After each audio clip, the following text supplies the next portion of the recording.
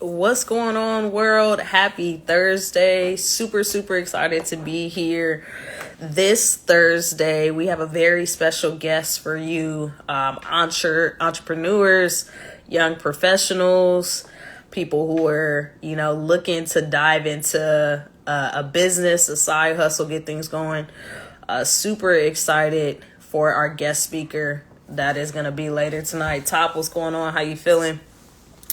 Go ahead and drop those gratitudes or those wins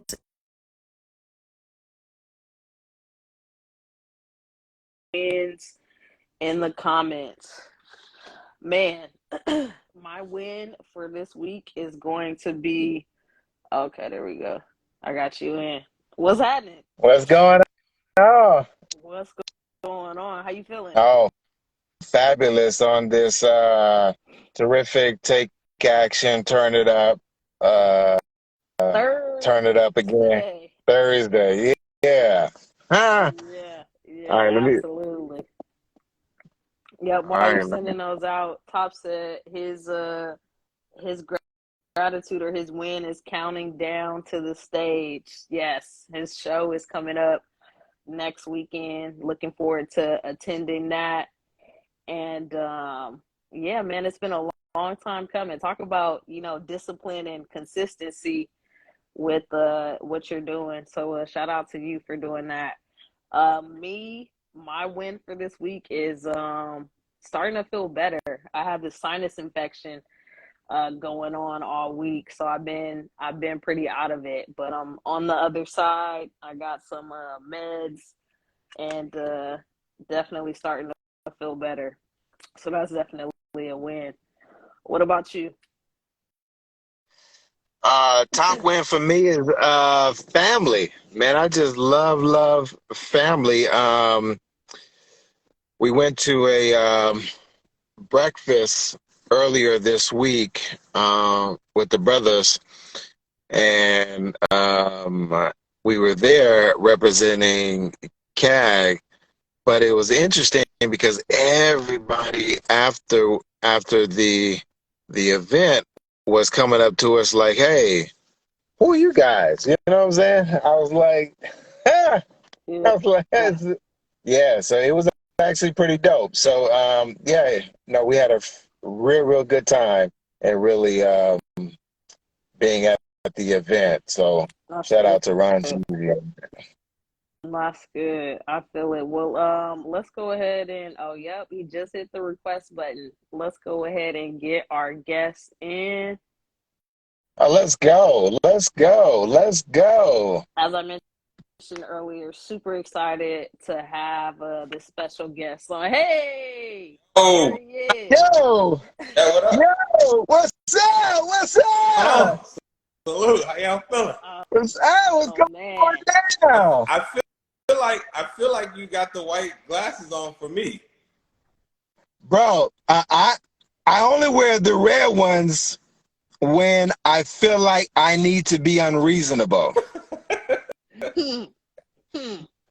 I, When I need to take action at a level that is undeniable.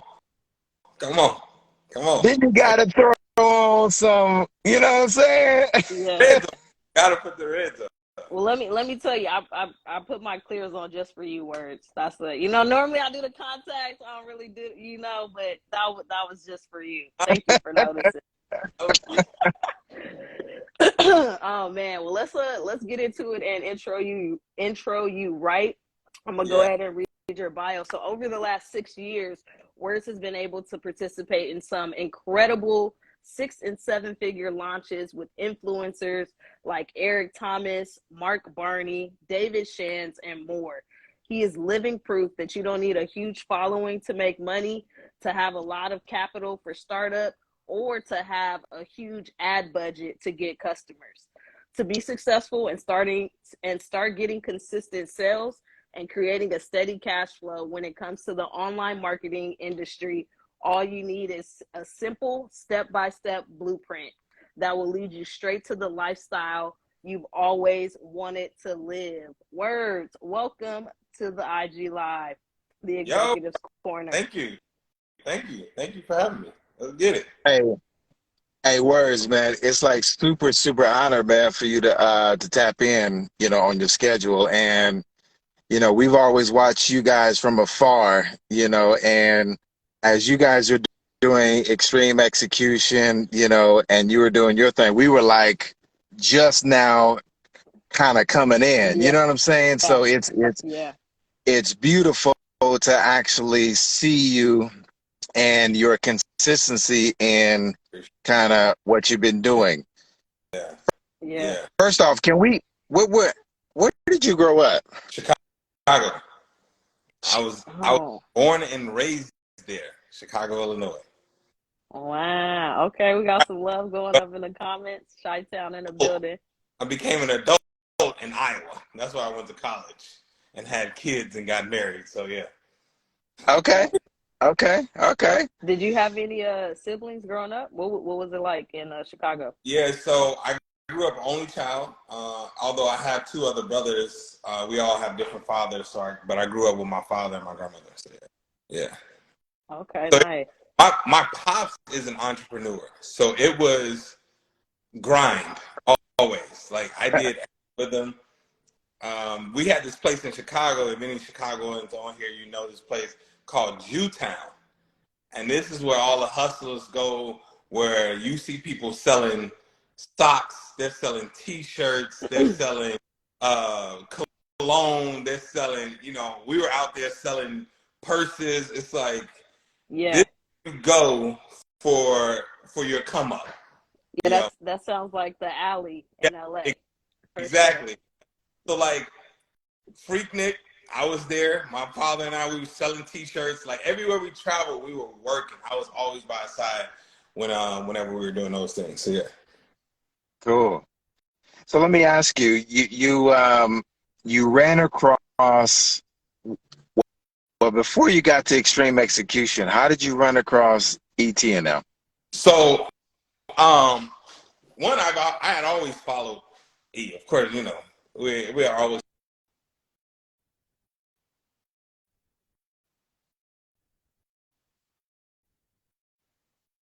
poetry speaking in college. Well, he was getting his PhD. He ended up getting he ended up getting a job at a school in Nacogdoches, Texas. He brought me out there to perform. It was great. It was my first paying gig. My man then gets a gig as a dean at Michigan State University. This is when he was doing those little Monday joints every. Yeah. He was like, "Yo, do you know Eric Thomas?" I'm like, "Bro, stop playing. Like, I know who that is." Yeah. He's like, talking to him about you. I pulled up some of your videos, and he told me it's cool to give you his number. I'm like, "Oh, bet." So I get the number. I'm shaking, like I don't know what to say. I finally text my man. Nothing comes back, and I have a video still of me and him having this conversation when we finally met up in Flint, Michigan. But I text him for about 20 weeks before I ever got a response. The response came when I was listening to one of his podcasts and I listened to his video, and I'm like, "Oh, babe," I told my wife, like, he gets up at 3:00 in the morning, babe. I'm about to text this dude at 3:00 in the morning. Yeah. She like, Yeah. like, I get up that early now, he gonna respond to me. So because I'm consistent. And I was like, if he don't respond to this one, I'm gonna text him every single day. And I wasn't texting on some watch my video. It was just like, yo, love your stuff. I'm doing what I'm doing. I'm showing them pictures of me at different venues. I'm showing them, like, it got to a point where we were sharing walks with each other. Like, yo, I got 10 miles in today. I got 5 in today. So 3:00 in the morning, he finally responds back. I said, "Oh!" I woke her up like, he responded. You know what I'm saying? Like, what did he say? I'm like, he said smart.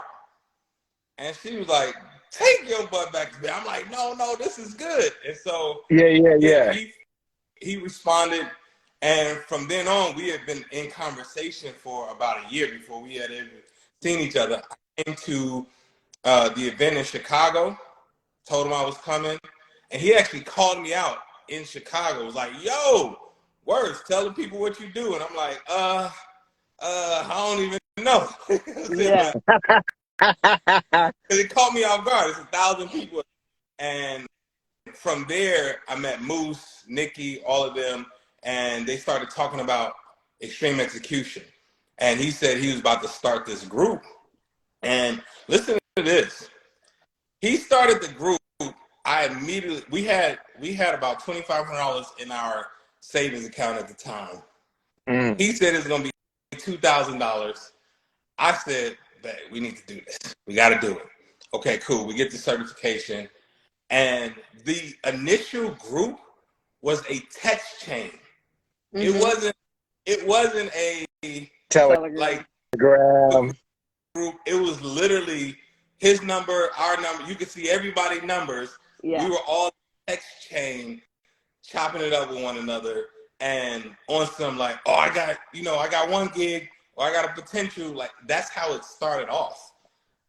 From there, and so I started my own like day of just like I knew funnels, so I was like, yo, hey y'all, well let me teach you how I get customers, and I started doing every Wednesday, and then his CFO reached out to me, COO reached out to me and was like, yo, he wants you to do a launch for me. I was like, let's get it. So that's how that whole thing. Yeah. Oh wow. Wow. Okay. We sped past a lot of stuff. I feel like. Okay. Let's take it back a little. Now, I mean that's his T. He likes to get ahead of things. I got to just like pull him back. Like, hold on. Hey, wait. Stop. Y'all can stop. Yeah, no. It's not you. It's him. Don't worry about it. So can you tell us like about your journey into the online marketing space and like how you got started? Because I listened to the Hughes and Hustle and Hughes podcast that you were on, and you're sharing a little bit about your story. Can you share a little bit with us about that? Yeah. So, man, one, entrepreneurship is it's always been a part of who I am, and I've heard from few jobs. I ended up in college. I got a job that was willing to pay me like $55,000. Now, keep in mind, today that doesn't sound like a lot. Okay. Yeah. Talking about, I'm 38 now. That's 14 years ago. $55,000. I'm like, yo, I'm balling. Okay, I'm looking at everybody else like, y'all ain't on my level. Y'all still going to school. So in school, my wife had already graduated. He ended up hiring her, so we're making $110,000. And it comes out the following year that you have to have your degree to do this job. So I ended up getting laid off from the job, and within that, like we had bought our house, we had bought cars, all of these things. So within a year, we started to lose everything and have, taken from us. And that was I know a lot of people may feel, at the time, I did feel embarrassed by it, but as things started to be removed, I also felt the peace of it. Sometimes, like move forward, the thing that we need to invest into ourselves, it's held up into these liabilities that we won't get rid of. That's restricting us. Ooh. And it was my car. They was calling me. I couldn't pay for the car, and it was like, well, we're gonna come take the car. I drove the car to the bank and was like, here you go. I didn't know that's not how it works, but I'm like, here you go. Take you won't not have this power over me. And they were like, well, okay, well, how much can you pay? I can pay the same $100 that I told you I could pay on the phone, or you can take the car. I don't care. It doesn't have power over me anymore. And that's a great place to be stripped to that level where material things no longer possess the power. Oh, that's good.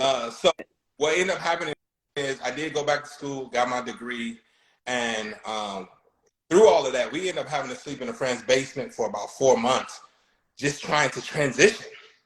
And I'm in the basement. I Google, how do I make money online?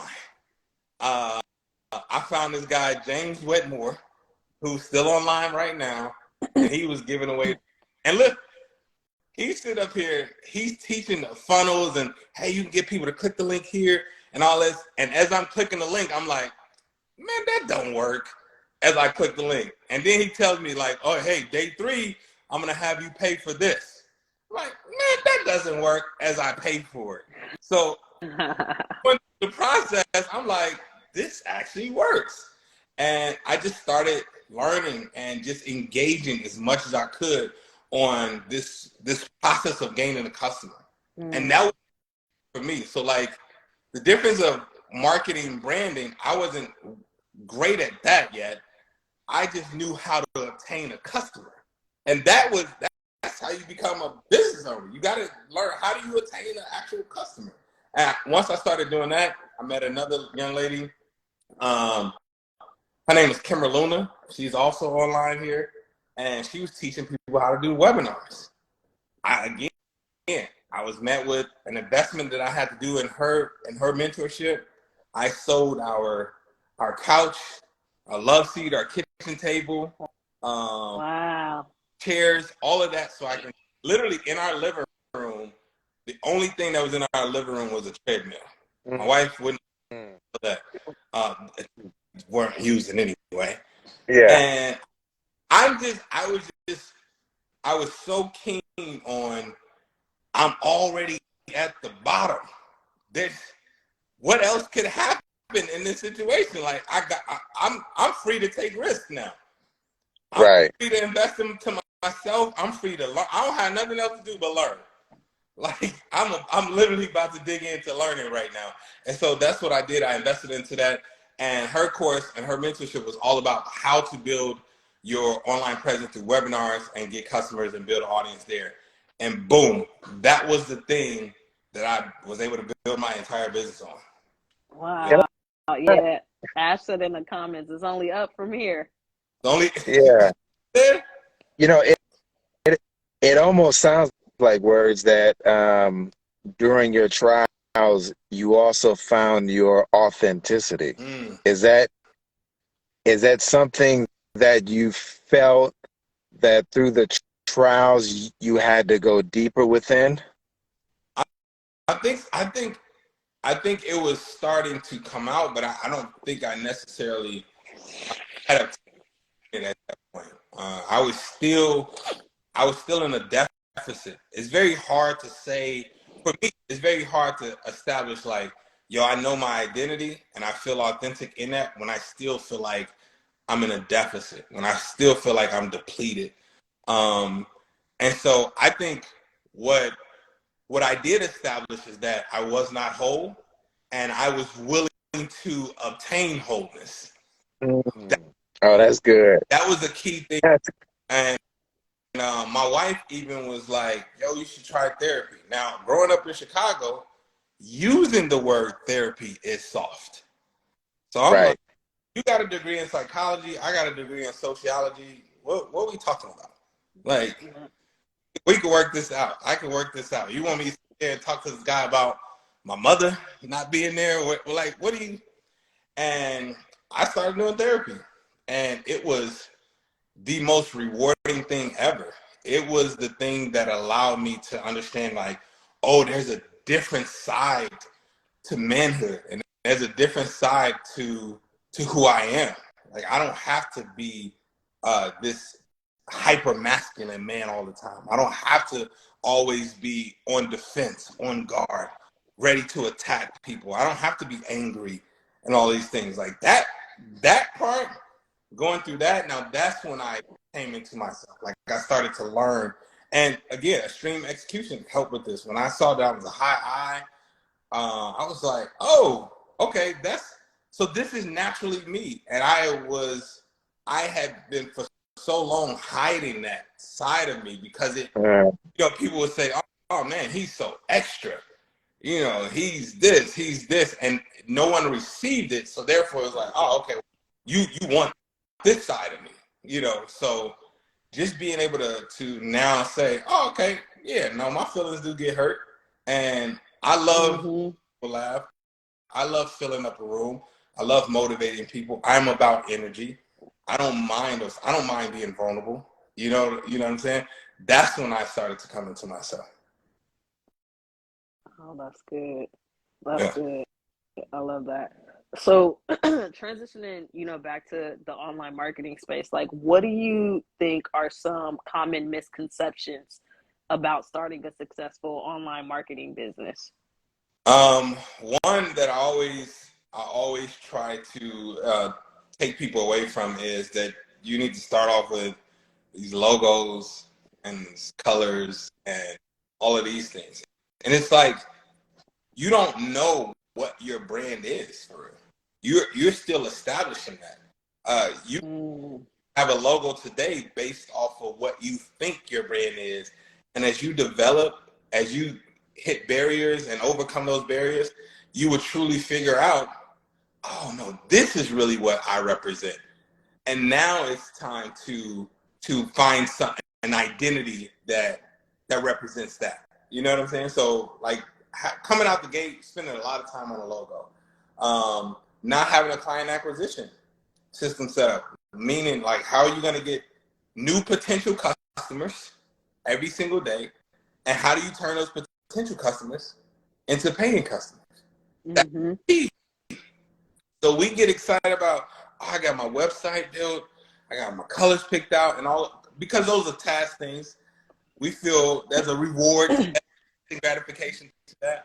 But I promise you, if you skip that, if you leave that alone and focus on client acquisition, then your business is gonna have longevity in it. Another thing, there's a difference between money made and cash flow.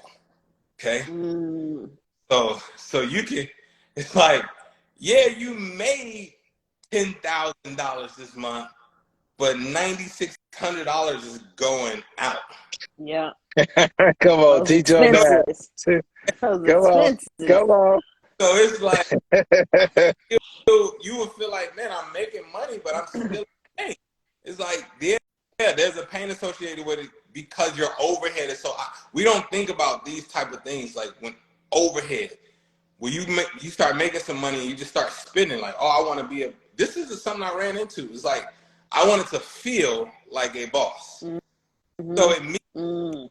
at our first $100,000, I'm like, all right, let's get a team. I just want, I want to say, yo, yeah, hit up the team. Just wanted to say it. You know how some people may be like, yo, I want to get married because the pictures look good. But it's like, you don't really know. You know what I'm saying? What it's gonna take. This last week, I was talking about like, man, this woman, God, this woman gave me. Like, you know what I'm saying? So it's just, when you understand, like, this is a journey, and most people, I think they get it, honestly, from other influencers that constantly quote, oh, I made 60K in 30 days. I made 10K in 3 days. And these things can't happen. I've done it. However, it took me a year to get to that point of doing it, right? It took me a year, or it took me 6 months to establish a brand and authority so people can know that, hey, when I release something, you go get it right now. You're not about to come like that. And that's a common misconception that you're just about to have a product, you're gonna put it out, and then people all of a sudden gonna buy it. I don't care who you are. You have to have a process. They need to know that you are the authority. They need to know that you're Bruce Leroy. Okay? They need to Mm-hmm. master in order to say, cool, I'm moving right now. So Yeah. I think Hey, words. When was the because many times I think we can do this for so long and we think we sweet, but if you don't see the results, then the confidence starts to weaken. So when did you first like, yep, I got it, I'm sweet, like it's now working, it's now tangible. And real quick, yeah.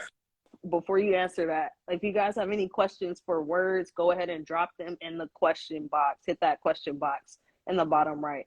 All right, go ahead. Please. Share this out with at least 3 people, y'all. that other entrepreneurs that need to dig into this? Go ahead and share this out. Absolutely. All right. So, question is, when did I feel like, okay, I got it, right? Like I'm locked in. Man, I think it took a while. First of all, let me say this. There are so many times where I feel like I wanted to just give up. Entrepreneurship will challenge everything that you try to push to the side. Right. So like your insecurities, as a high I, somebody that is emotional, I do not like rejection. I have to reject every single day in entrepreneurship, whether it's me getting on live, people gonna show up, whether it's an email, whether I put out an offer, whether I try to build a relationship, it's there. So entrepreneurship challenges me first. And then I just remember there was a time where I launched before I got my first sale on my first product. I had already put out 13 different products. And this last one, like, babe, I just need one sale, babe. I cannot fail. 13 different products? 13 different products, yes. I still have Amber, okay? What did they range? What was the So I started off doing spoken word poetry. So one of the products was it's called the Spoken Word Academy. Okay, I recorded all these videos, all this, put it in this little portal for people to get. I was using Amazon S3. Nobody purchased. I created an ebook on the top 10 websites I use to grow my business. I created a book on how to sell your book how to create a book and publish a book for under $50. I created how to turn your voice into income. I created challenges. That's just one offhand. So this is crazy because first off, I don't think I knew that. I don't know if you knew that, but your perseverance. So what was your routine around, okay, this one didn't work. Let me recalibrate and keep going. Okay, this one didn't work. Yeah. Let me like what was that process for you? And how did you get out of those flight attendant feelings?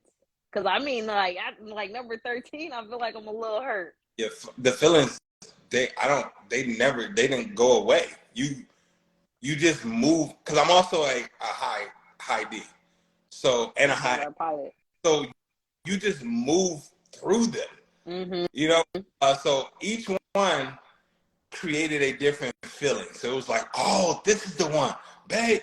We're gonna make $1 million, and then I'll go do it because it feels like a new venture. Mm-hmm. So come into it with a new expectation. You're gonna get new results. It's a whole new thing. So I've left that behind. I'm no longer carrying that. And you go into it and it's the same thing. After about 6 or 7, that's when you start to get discouraged. Before this 13th product that I released, I took a job at Principal Financial. And I remember I'll go in there, I'm at a cubicle. If you all know anything about an extrovert, the flight attendant in the cubicle, I go there and my wife is like, how'd you like it? I am bawling. And I'm like, babe, people go here to die. I can't. And like, they giving me feedback like, Mr. Taylor, you gotta sit down in your seat more. I'm like, I cannot sit in this seat for 8 hours. And one of my friends, this is how the hurt showed up. One of my friends, we have been doing poetry together, and they were like, yo, the district want us to start a program. We told them, you could help us. We want to partner with you and build this thing up. And they were like, it's no money right away, but if this first school go well, we got you. I said, I can't do it. And he's encouraging me like, yo, you don't belong there. You you got to get out of there. And I'm like, bro, I can't go through this hurt anymore. I can't feel another thing. And my man came back. Now this job, I was only making like $45,000 a year at the time. I was like, I need something to provide for my family. He was like, all right, this is what I could do. I got this first school for you. They're going to pay you $20 an hour. I said, bro, what am I supposed to do with that? He's like, yo, we can get you 30,000 if things go well. Like, what am I supposed to do with that? Yeah. So we go to the school. I end up quitting the job. After 6 months, I quit the job. I go to the school. There's King Elementary. We end up killing it. Oh my God. The poetry program is called Half Pints Poetry. And we did it. The summer hits. Don't hear anything. We don't hear anything. I end up joining a network marketing company, trying to bring some money in because they're talking. So iMarket's live. I don't even think I've ever talked about this part. But I ended up joining this network marketing company. I get to the level where I'm making about $2,000 a month. I'm like, okay, at least this is helping me. We go back. It's like 2 weeks before the school starts, and they said, yo, we just heard back. They absolutely loved it. They want to put us in 11 schools. Word? We do 11 that year. I had the contract for 3 years. We did 11 schools that year. By the time I left, we had 25 elementary schools. We had 10 middle. We had 5 high schools of this program that we have built out. All of my ideas, I saw them all coming to fruition. And so to go back to your question, that was the moment where I was like, okay, I got this. It allowed me every idea that I had, every single one, they allowed me to pursue it. And in this pursuit, the risk was on their dime. So it allowed me to be able to explore my ideas without feeling like, oh my God, I just can't fail again. And then my family take it. The school district was like, yo, we got you. We love what you do and we want your ideas. So every idea, it just was hitting. It was hitting. And every time I created an idea and we grew another school, and then we started hiring people and all those things, that's my confidence grew fast. And so at the 3rd year, I was like, hey, y'all, I gotta go. I gotta pursue something. And then that's when I started releasing a couple more products. And finally, I had the one. It was called the 90-Day Power Move. That was the one. It was $97. I got 30 people to purchase, made $3,000, and I was like, oh, it's on. Wow. Over. Once you get the first sale and you prove the concept, when I got that first $97, you would have thought I made $1 million.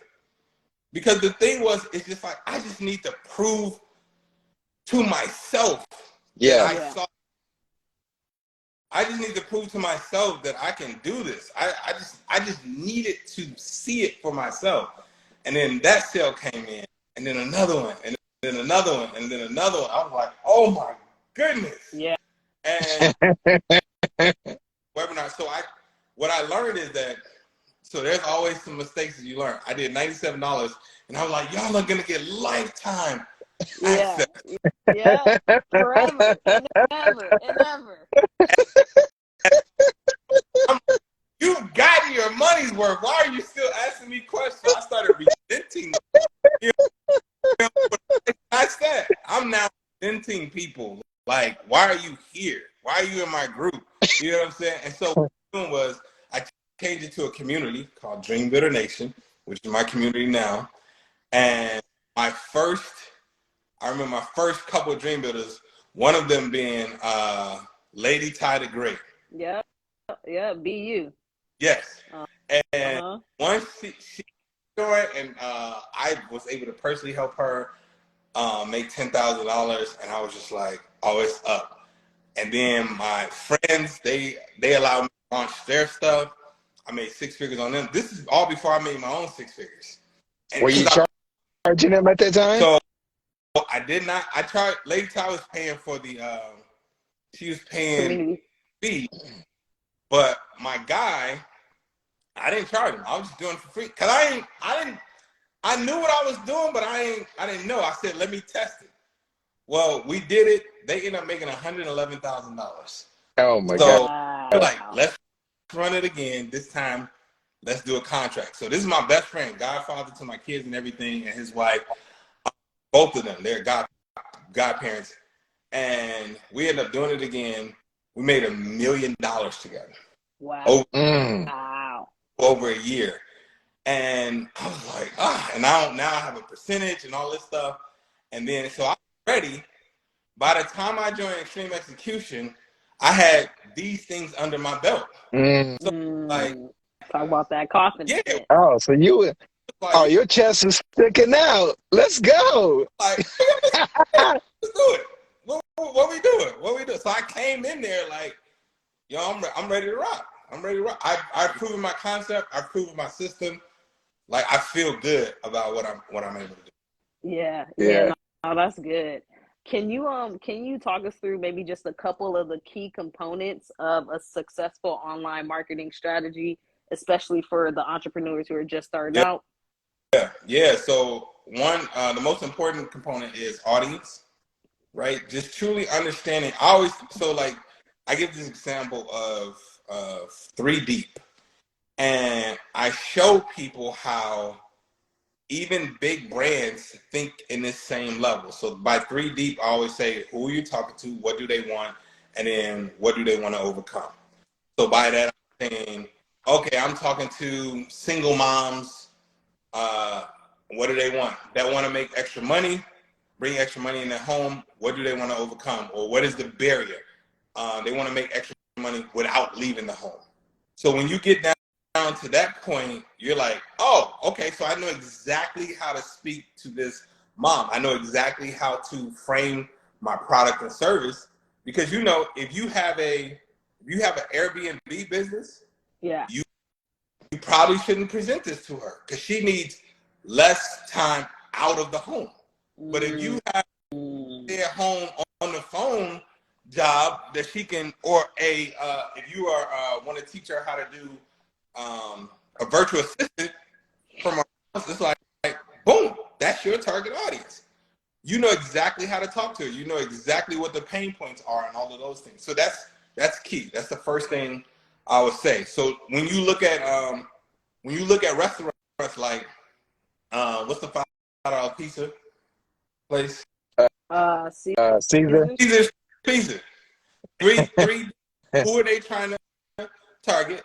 Busy parents that want to what? That want to feed their family quickly. What? And then what is the barrier?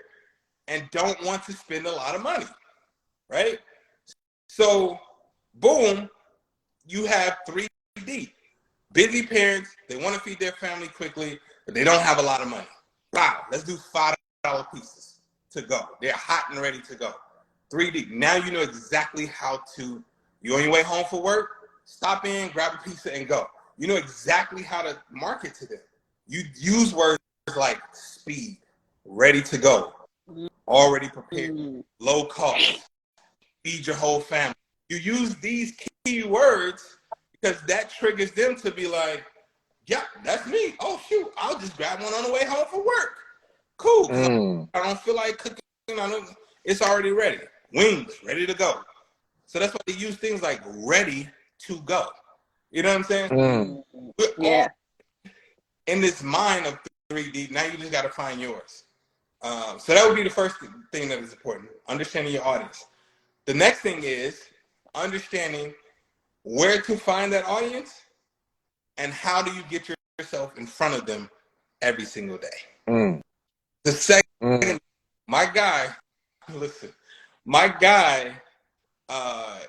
he was doing his counseling services. Now the counseling services goes through the insurance. My man went to the insurance company and set up a booth. He talked to the insurance company, told them the service he provide, found out his audience, where they're going to be, and he set up a booth the actual insurance place. So as people sign their papers, he was like, "Hey, can I talk to you about the services that are available for you and your kids?"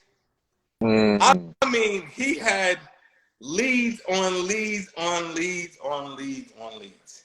So you identify the audience, and then you find out where they are and how do you get yourself in front of them every single day.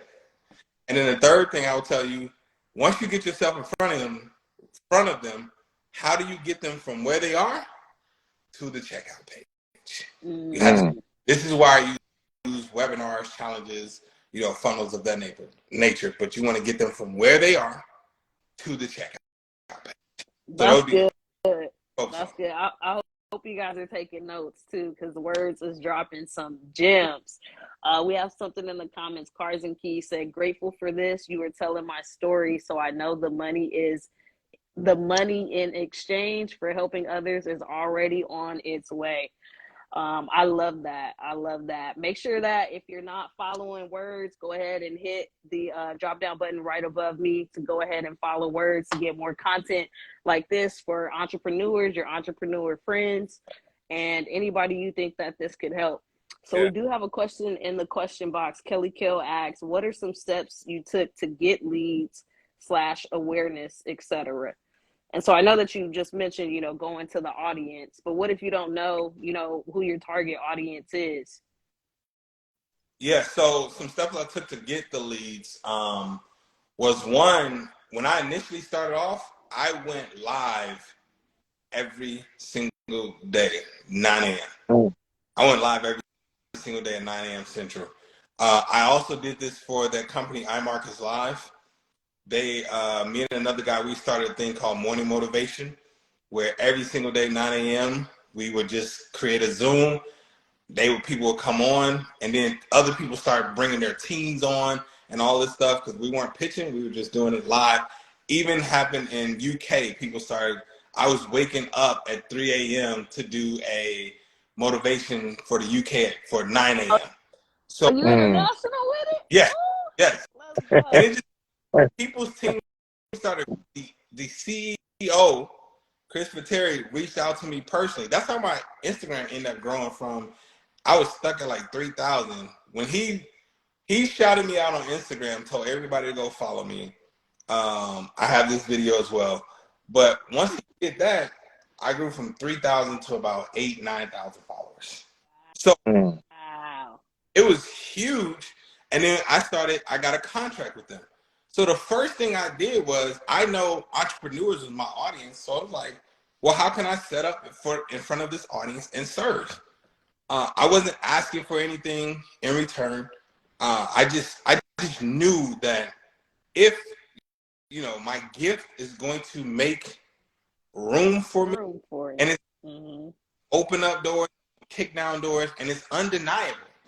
When you're doing the thing that you're great at, it's undeniable. Come on. Like, go, right? So for me, I'm doing this on serving. I didn't know what attention it was going to get, but I'm doing it consistently every single day. You can count on it. And so therefore, the CEO was like, it just so happened that the people started saying, "Hey, y'all need to get on this morning motivation call." And people How long were you doing it for? How long were you doing it for? Before people started getting on, we did it for the whole company. So it was like 2.5 years. Wow. Okay. 2.5 years. Okay. 2.5 years. Every day. Yes.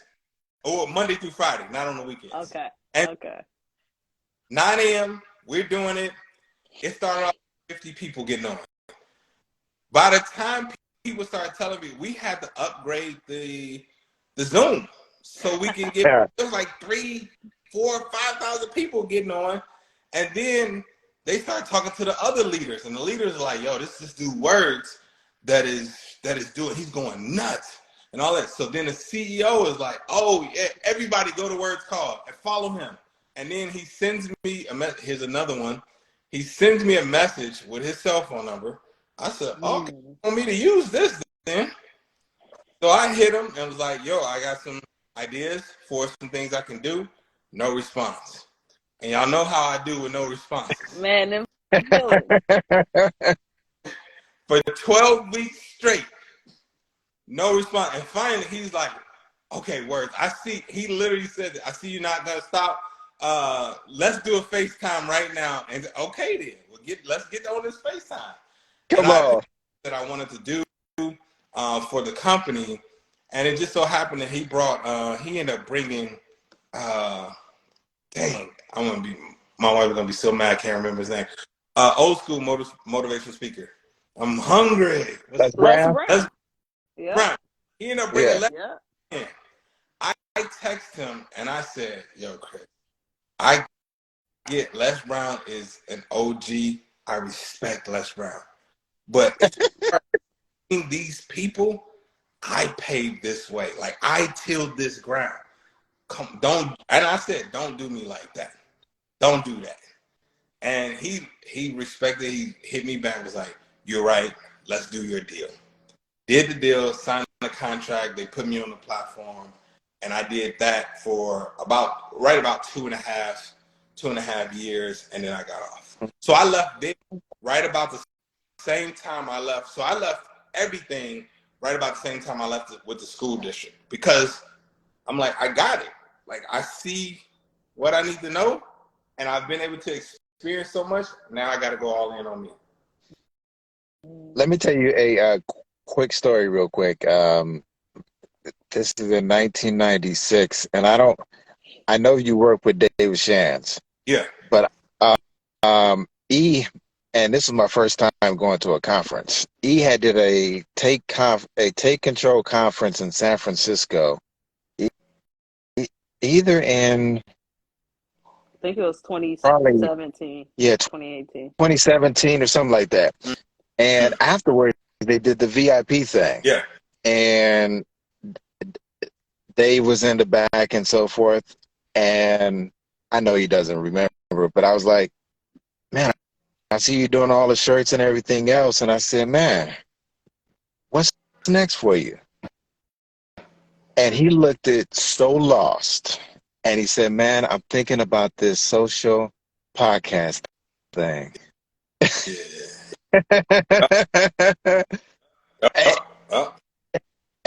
And I don't know where you were at in that time period, but it was interesting, one, to see the lostness and the unsurety of his idea. But when he got back to Atlanta, I think he hit the ground running. Oh, for sure. Yeah, absolutely. And I think, you know what's key for us to understand? I don't care where you are, what level you're on, everybody's just trying to figure it out. Like, give yourself some grace. The biggest thing I've learned as an entrepreneur is to give myself grace. That's good. And because you will put so much pressure on yourself, thinking, people will have you thinking they know, like they got it all together, but they don't. And I know, because I've been behind the scenes of the bigger brands. Everybody's trying to figure it out. Everybody is trying to figure it out. So don't be so hard on yourself that you don't have it figured out. Like even Chance, like, yeah, I'm actually doing a launch with him now, and we was able to tell his whole story and how he talked about, man, I just started and stopped. I started and stopped. I started and stopped. I started and stopped.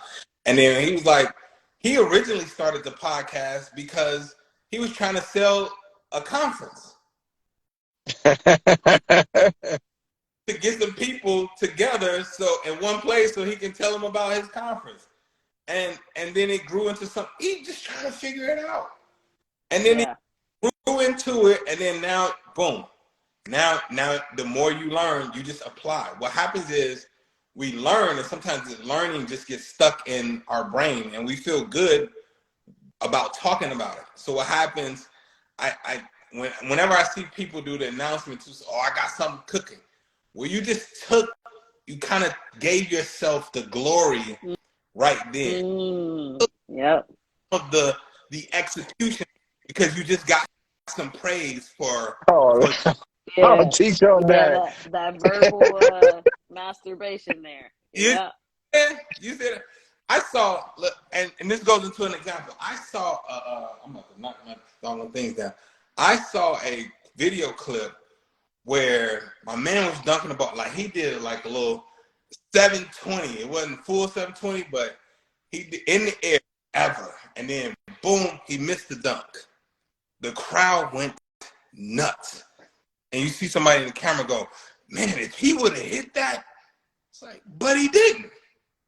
He didn't hit it. So what happens is we give ourselves glory and praise for things that we're not hitting, for execution we're not. And now, because you got the glory from that, you don't execute on the level in which you should have executed to actually get the real thing. You Ouch. You don't get the real. So you're like, because people gave you so much praise, you don't even try to dunk again. Because you're like, oh, they lifted me in the air now. It's like, why would if I get the same result from not hitting? And there lies the issue. That's why I don't do I got something cooking. Hey y'all, this is coming. No, if I tell you something is coming, then no, it's already cooked. I'm just I've learned not to do that anymore because it takes some of the sting out of me. Why when I see like, oh, see, and I did it. Now subconsciously, I know I did it because I wanted to be validated for my idea. Oh, Yep, see, and people think that I'm doing it, and now they have this notion that I'm doing big things. Yeah, that's good. That's good right there. As you say that, as I say this, somebody else, and this is why I don't talk about houses and like my wife and I, we just moved to Dallas. I've never been in a house where we couldn't even reach the doggone smoke detector to change the batteries. Okay? Talk about I it. don't talk about those things because I know that when you start presenting that thing, you're going to make somebody else feel small. Yeah, it can help to encourage people, but it's going to make a lot of people feel very small. And they're going to start questioning, why don't they have? Why don't I have? And they're going to doubt God. They're going to doubt their own goals. This is why I don't just put out like I got it to sound big and to sound like I got it, even though it's not there. And so now it makes you feel some type of way. I know it does this because it has happened to me. I had gotten off of, when I'm doing launches, like it's a blessing and a curse. I talked about this on the Hustle and Hughes podcast. It's a curse because the blessing is, yeah, you're being validated for your talent and everything. But the curse of it all is you just made $1 million. I got paid $22,000 for it. And okay, cool. That was my fee, but you just made $1 million. It's like, oh shoot. You get the money and you get the glory. You get, you know, like not glory as in God's glory. Let's be clear. But I'm saying, you get the status of it as well, right? In front of the people, and the people see you and they're like, yo, this is dope what you did, and you got the money. And it's like, And then there's parts where you start looking into people's lives and you're like, man, well, when is mine? Where's mine? Then you begin to doubt God. You begin to doubt yourself. You begin to doubt your own talent. You begin to. So that's why I refrain from some of those things, and that's why I don't celebrate like the almost. Like for a while before we started, my wife will tell you, I stopped celebrating birthdays for years. I'm like, what are we celebrating? We did a whole year of surviving. We survived for a year. I'm not celebrating that. I don't even feel right. Hey, we almost. I'm like, no. So it wasn't until last year where I took that breath and I was like, well, I'm talking about we had already made six figures. There was a year we hit 650 or 720 and all this, and I still was not comfortable yet. And I finally took that breath and I was like, hey, babe, where you want to go? She went to beliefs. This is after 2 or 3 years of me just on her birthday being like, some happy birthday, you want to just go to a movie and nothing else. Yeah. Because what was happening was we didn't have money all year long. But how all of a sudden on our birthday, money just comes. How do we come up with some money? This everybody. You don't have money all year long, but your birthday. It's a different value associated with it. And it's because there's a meme on Instagram. It's like, y'all don't have money. I'm just being irresponsible. Like, you know what I'm saying? Like, you just decided that I was going to sacrifice something of importance, and I'm about to spend on my birthday. Yeah. But if you're willing to do that in the first place, make that invest into yourself. The birthday stops on that day, but the investment will allow you to celebrate every single birthday thereafter. Invest into yourself. And that was just my mindset. Yeah, that's good. How important is routines and systems around what you do personally and business? Yeah. So I think my some of the dream builders I see hopped on, they will tell you every single week we go over numbers. I need you to know your numbers. I need you to be consistently doing self-care. So one of the things that you all know, I've lost about 110 pounds. I'm going to cut another 80 this year because I'm just digging in more. But every single day I wake up, I worship, I fix my kids' breakfast by 7 o'clock a.m. They're getting a hot breakfast. After I fix them breakfast, I immediately go into my workout. After the workout, then I'll do a walk. I'm doing walk and worship. After that, then I start my day. Like, the consistency of those things for sure allows compound. Compound interest is a powerful thing. If you can compound on this thing that you know is going to push the needle forward, then that's the thing that you have to do every single. That's highly important. If I know that I'm not trying to lose weight, but I'm trying to be healthy and make healthy decisions every single day, and I compound on that, okay, well, I'll lose another 80 pounds. I'm not trying. I'm trying to compound on being a 250-pound man. Come on. I want to be a 250-pound man. So I compound on the behaviors that will get. That's it. So it's highly important. Having a structure, having a system in place that you can follow, even in your business. My business did not get to 7 figures. We were able to automate and actually have. Only thing I'm needed for right now in my business. This is no joke. We've had Dream Builder Nation for I think 3.5 years. I probably only missed 3 Wednesdays. I have my calls on Wednesdays. I do my calls on Wednesdays, but we have calls every single day. I only do the one on Wednesday, and I do the webinars. Everything else, the team does. I don't they'll ask me questions. Yeah. But here's the thing. I spent a year. I paid a young lady $40,000 to look at my entire on-demand videos, course, all fluff out. I had to take my videos from 30, 40-minute videos down to 6 or 7-minute videos. I had to create worksheets and formulas for everything. I had to find the right people to, after being hurt by people take your money, work they say they can do, and you still paying them. So all of these things to find the right team. And then we got to write these operating procedures. Okay, the SOP. yeah, those SOPs. Come on. Thing in the world. Yeah. Because it's all right. Especially for a flight attendant. That's like our kryptonite. Come on. It's like, hey, somebody's gonna register here. All right, then what happens? Oh my God. Well, they send an email. Okay, then who looks at the email? This person. What's their title? Okay, what else do they do? Okay, and after they look at the email, what happens next? It's like, oh my goodness. So I here identifying all of these things, all the roles, everything that's going to have to happen in order for this business to function without me. We got the right people in place.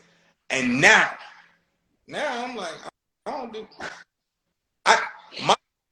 my calls are dope, but my call is not even the most talked about call on my team.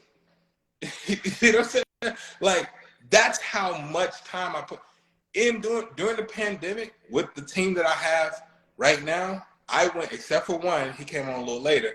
I got on a plane and I personally flew to each one.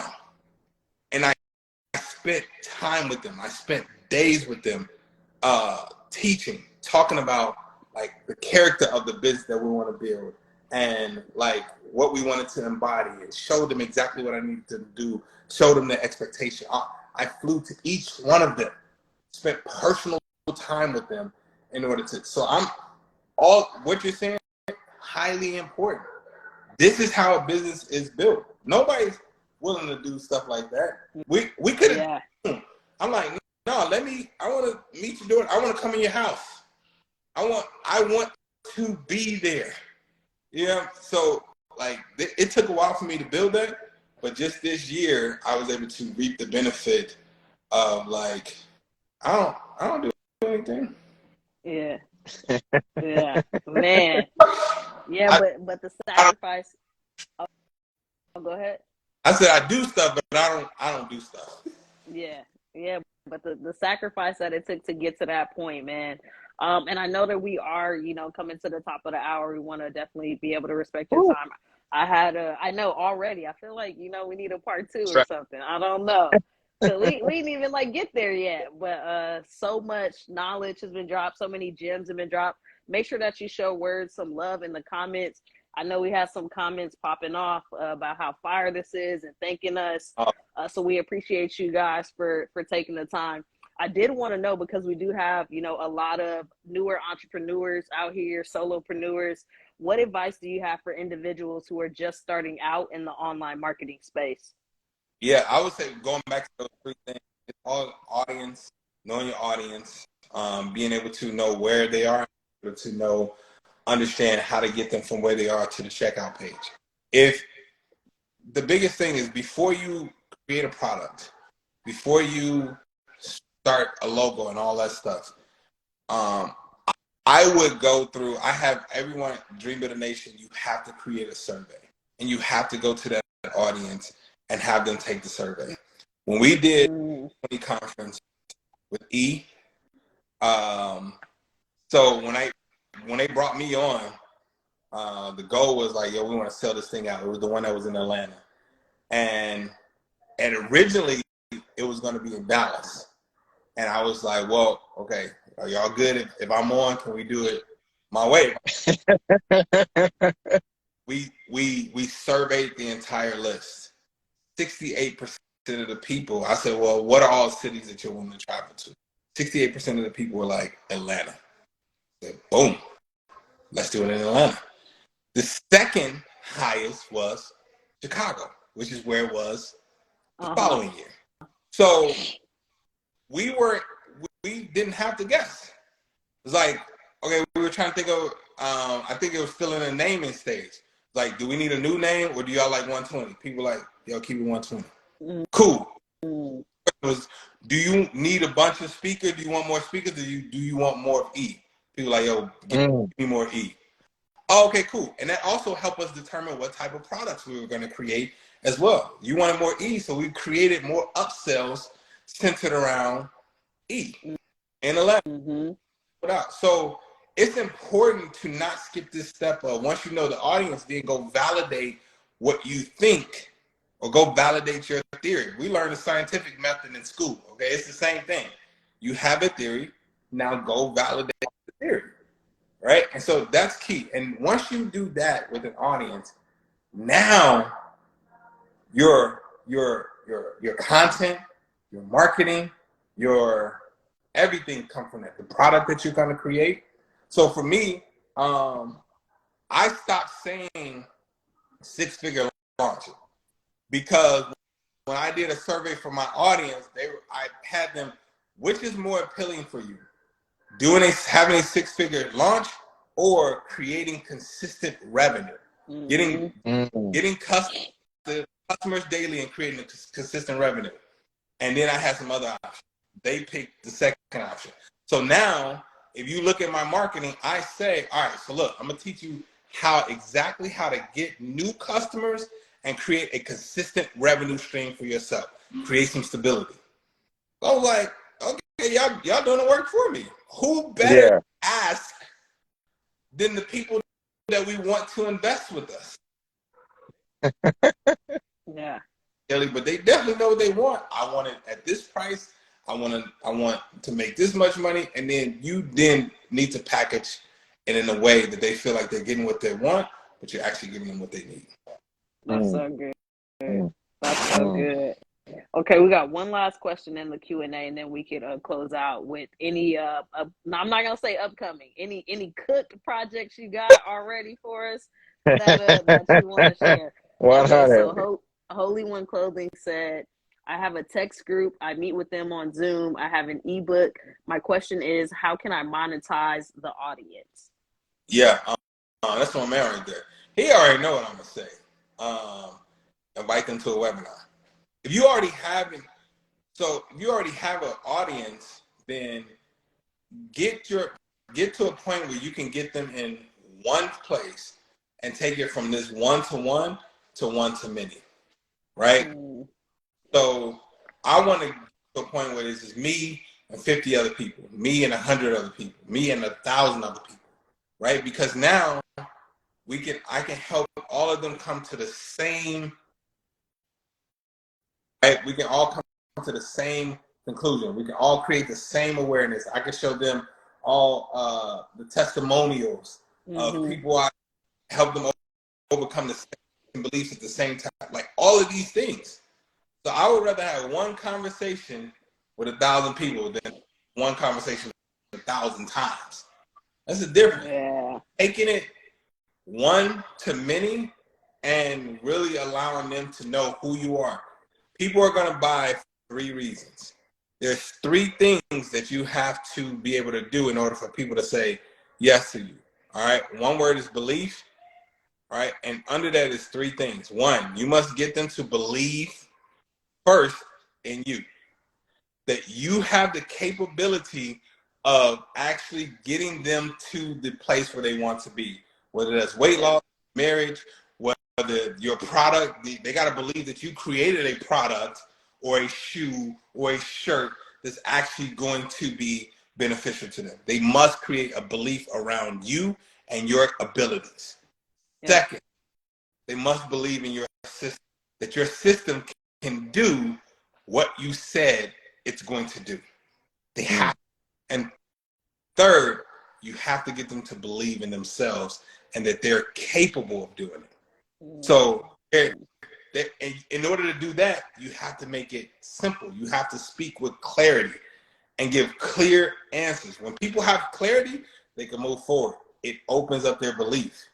And I will show you an example of, like, if your uncle, all right, which uncle did look at sideways when he gives you ideas?